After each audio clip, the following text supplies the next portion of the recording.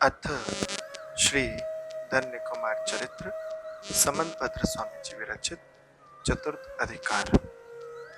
एक दिन दरिद्री और दीन अकृत पुण्य सुकृत पुण्य के चने के खेत पर चला गया और नौकर की तरह सुकृत पुण्य से बोला, सुकृत पुण्य, देखो ये और लोग जो चने उखाड़ रहे हैं, मैं भी इनकी तरह यदि चने उखाड़ूं तो क्या मुझे कुछ दोगे? उसके कातर वचन सुनकर सुकृत पुण्य विचारने लगा, हाँ, इस संसार में मनुष्यों के कर्म की विचित्रता। जो कभी स्वामी होते हैं वे तो नौकर हो जाते हैं, और जो नौकर होते हैं वे स्वामी हो जाते हैं। हाय, इसके पिता के प्रसाद से मेरी यह दशा हुई, जो मैं धनिक और गांव का स्वामी हो गया, और यह उसका पुत्र है जिसकी आज यह दशा। जो कर्मों का मारा हुआ मुझसे भी याचना कर रहा है। इस दुष्ट देव को धिक्कार है, जो समय मात्र में उल्टे का सीधा और सीधे का उल्टा कर देता है। अथवा यूं कह दो कि पाप के उदय से धनी दरिद्री हो जाते हैं और पुण्य के उदय से निर्धन धनी हो जाते हैं। यह विचार कर जो निर्धन हैं उन्हें तो धन लाभ के लिए पुण्य उपार्जन करना चाहिए, और जो धनिक हैं उन्हें विभव वृद्धि के लिए सब पाप कर्म छोड़ने चाहिए। सुकृत पुण्य ने उसकी हीन दशा देखकर उसी वक्त कितने ही धन के भरे हुए स्वर्ण के कलश उसे दिए, परंतु अकृत पुण्य का पाप कर्म इतना प्रचंड था जो हाथ में धरते ही वे अंगार की तरह जलने लगे। उन्हें देखकर अकृत पुण्य बोला, क्यों भाई, सबके लिए तो तू चने दे रहा है और मेरे लिए अंगार, ऐसा क्यों? तब सुकृत पुण्य ने समझ लिया कि सभी अभी इसके दारुण पाप का उदय है, क्या किया जाए? भाई, मेरे अंगार तू मुझे दे दे, और जितने चने तू ले जा सकता है उतने गठरी बांधकर खेत से ले जा। उसके कहने के अनुसार अकृत पुण्य जितने चने अपने से उठा सकता था उतने सिर पर धरकर चला गया। चने देखकर उसकी माता ने कहा, ये चने तू कहाँ से लाया है? उतने में उत्तर अकृत पुण्य ने कहा, माता, मैं सुकृत पुण्य के खेत पर गया था, वहीं से चने लाया हूँ। सुनकर माता बहुत ही दुखी हुई और कहने लगी, हाय, जो पहले मेरा नौकर था आज पाप के उदय से मेरा पुत्र उसी का नौकर हुआ। जो बुद्धिमान हैं उन्हें जहाँ पूर्व अवस्था में नाना तरह के ऐश आराम किए गए हैं, वहीं फिर नौकर की तरह रहना उचित नहीं है। ठीक वही हालत अभी मेरी है। धन प्रभुत्व सब तो नष्ट हो चुका और दरिद्रता सामने खड़ी है, इसलिए कहीं अन्यत्र ही जाना चाहिए, फिर वहां दुख हो अथवा सुख, क्योंकि पाप और पुण्य का फल बिना भोगे नहीं छूटता है।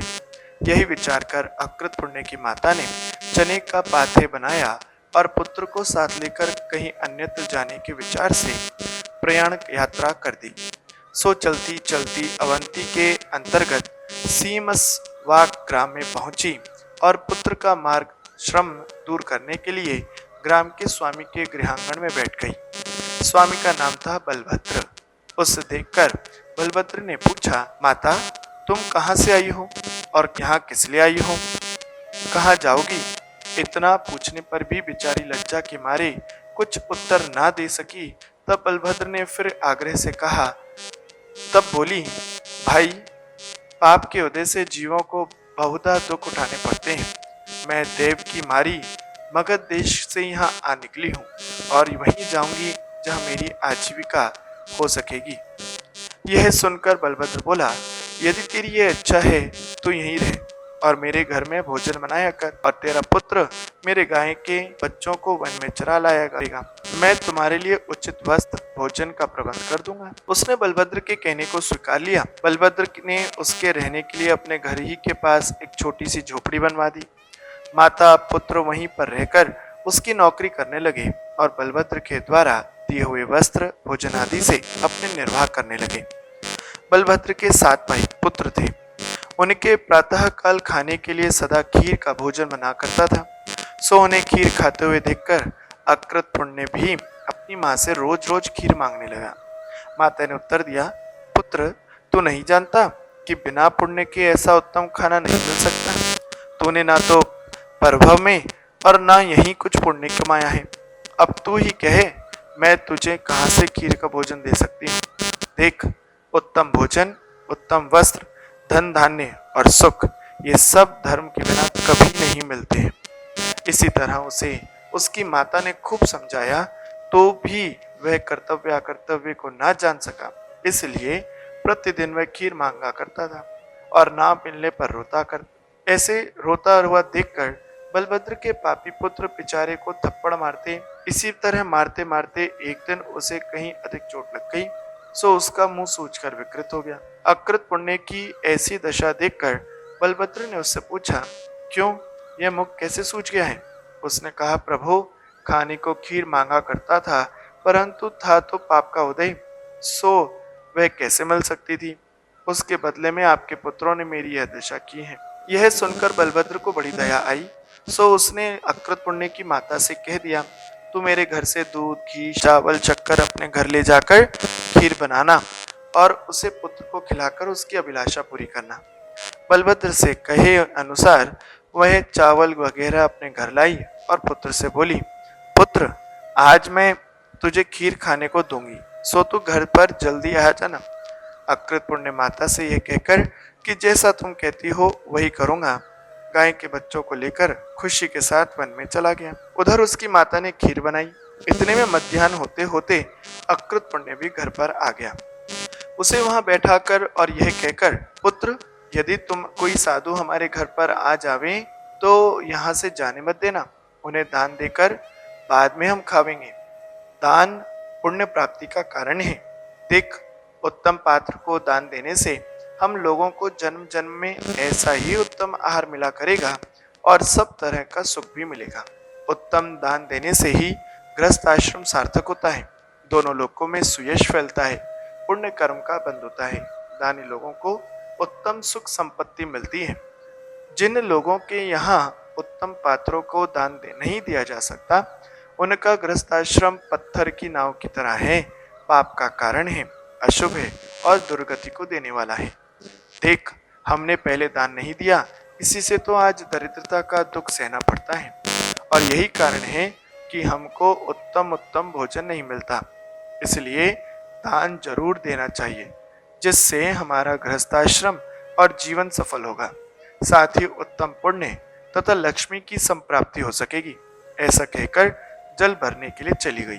इतने ही में पुण्योदय से बाह्य अभ्यंतर परिग्रह रहित सम्यक दर्शन, सम्यक ज्ञान, सम्यक चारित्र, अमूल्य रत्नात्रय के आधारदाता को सुख देने के लिए दूसरे कल्पवृक्ष तपश्चरण के द्वारा क्षीण शरीरी गुण राशि विराजमान संसार के जीवों का हित कराने में सदा उत्सुक अंग पूर्व रूप समुद्र के पारगामी ईर्यापत रूप उत्तम नेत्र के धारक, सब वस्तुओं में उदासीन, ऊंच नीच का विचार न करके धर्म के उपदेशक इंद्र, धरणेन्द्र, राजा महाराजा और भव्य पुरुषों के द्वारा वंदनीय, महनीय और स्तवनीय, लाभ अलाभ सुख दुख आदि से समदर्शी, चितेंद्रीय, शांति मूर्ति, परम कारुणिक, दिशारूप वस्त्र के धारक, अनेक ऋषियों से विभूषित और सर्वोत्कृष्ट महापात्र सुव्रत मुनिराज को 1 महीने के उपवास के पारणा के दिन शरीर स्थिति के लिए बलभद्र के घर की ओर आते हुए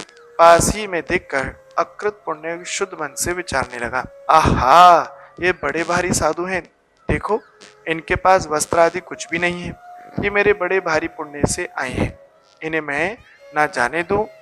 यूं विचार कर सरल अकृत पुण्य से प्रेरणा किया हुआ झट से उनके सामने जा खड़ा हुआ और अभिवंदना कर बोला, पूज्य माता ने बहुत अच्छी खीर बनाई है, वह आपके भोजन के लिए दे दी जाएगी। मेरी प्रार्थना है कि आप यहीं ठहरें, तब तक जल लेकर मेरी माता भी आई जाती है।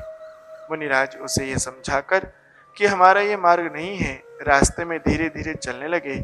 इतने में वह भी उनके आगे होकर जोर से बोलने लगा, तात, मेरे ऊपर दया करो, थोड़ी देर ठहरो और यहाँ से ना जाओ, बड़ी ही अच्छी खीर बनी है, कहो तो आपका इसमें क्या बिगड़ा जाता है। इतनी प्रार्थना करने पर भी जब मुनिराज ना ठहरे तो अकृत पुण्य उनके पांव पकड़ लेकर बोला, देखो, अब तो मैंने अपने हाथों से आपको खूब ही जोर से पकड़ रखे हैं, देखूं कैसे जा सकोगे। महाराज, आप बड़े ही दुर्लभ हैं। आखिर में मुनीन्द्र का भी दिल कुछ करुणाद्र हो गया, सो उसे खेदित न कर थोड़ी देर तक समौन वहीं खड़े रहे। सच तो है, साधु लोग सब पर दयालु होते हैं ना। इतने ही में शुभोदय से उसकी माता भी चल लेकर आ गई। मुनिराज को देखकर उसे बड़ी खुशी हुई, जैसे दुर्लभ धन से अनायास मिल जाने से खुशी होती है। सिर पर से घड़ा जमीन पर उतारकर मुनिराज के चरणों को नमस्कार किया। विभो तिष्ठ तिष्ठ तिष्ठ कहकर स्वामी का पड़गान किया। बाद में घर में ले जाकर उनके विराजने को ऊंचा आसन दिया। जगत गुरु को उस पर बिठाकर गर्म जल से उसके चरण कमल धोए और उस पाद पवित्र जल को ललाट से लगाकर उनकी पूजा की। पश्चात प्रणाम कर मन वचन काय की शुद्धि से अकृत पुण्य की माता ने पुत्र के साथ साथ बड़ा भारी शुभ पुण्य और उपार्जन किया। कारण ये नवदा भक्ति पुण्य संपादन की हेतु है। बाद में श्रद्धा, शक्ति, निर्लोभता, भक्ति, ज्ञान, दया और क्षमा इन 7 गुणों से युक्त हो उन उत्तम पात्र मुनिराज को मधुर प्रासुक निर्दोष तृप्ति कारक और तपवर्धक खीर का आहार देने लगी। मुनिराज को आहार करते हुए देखकर अकृत पुण्य बहुत आनंदित हुआ। उसे बहुत पुण्य का बंध हुआ। वह विचारने लगा, आह, आज मैं कृतार्थ हुआ। देखकर अकृत पुण्य बहुत आनंदित हुआ। कृतार्थ हुआ, मैं धन्य हूँ, पुण्यवान हूँ, मैं बहुत ही सुखी हूँ। आज से मैं महादाता कहलाया, जन्म सफल हुआ, गृहस्थाश्रम भी आज ही कृतार्थ हुआ। आज मुझे बहुत ही पुण्य होगा और इसी से स्वर्ग आदि सुख भी मिलेगा। देखो ना, आज मैं कितना भाग्यशाली हूँ जो देव, राजा, महाराजा, मनुष्य, विद्याधर, महनीय और वंदनीय महापात्र मेरे घर में भोजन कर रहे हैं। इन्हीं पवित्र भावनाओं से शुद्ध हृदय का अकृत पुण्य ने अपने सरल भावों के द्वारा बहुत कुछ पुण्य संपादन कर लिया, जो स्वर्ग आदि सुख का कारण है।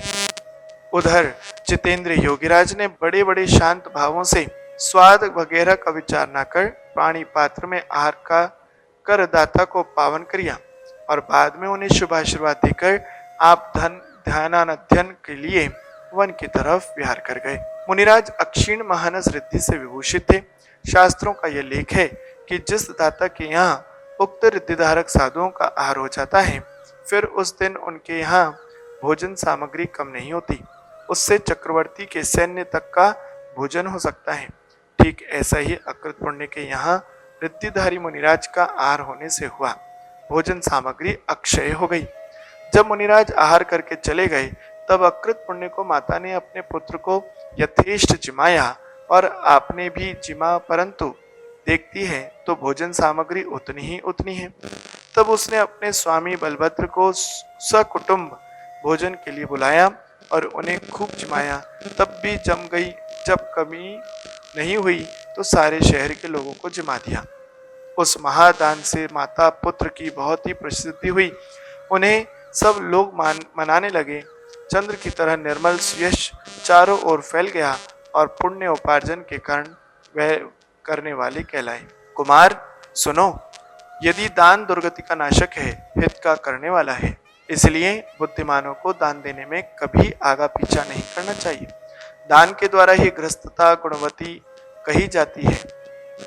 बुद्धिमानों का प्रयत्न दान के लिए हुआ करता है। दान को छोड़कर कोई उत्तम सुख का देने वाला भी नहीं है। समझदार ही दान में के देने योग्य होते हैं। दान ही दाता के मन को अपनी ओर खींचता है। इसलिए कहना यही है कि सब लोग दान जरूर ही दिया करें। त्रिकाल संबंधी तत्व के विवेचन करने वाले धर्म के अधिष्ठाता जिनेन्द्र, अंत रहित निरुपम और लोकाग्रवासी सिद्ध तथा महातपस्वी पंचाचार के पालने वाले आचार्य, उपाध्याय व साधु, इन सबको मैं नमस्कार करता हूँ। वह इसलिए कि ये महात्मा लोग अपने अपने गुण मुझे प्रदान करें। इति श्री सकल कीर्ति मुनिराज रचित धन्य कुमार चरित्र में अकृत पुण्य के दान का वर्णन करने वाला चतुर्थ अधिकार समाप्त हुआ।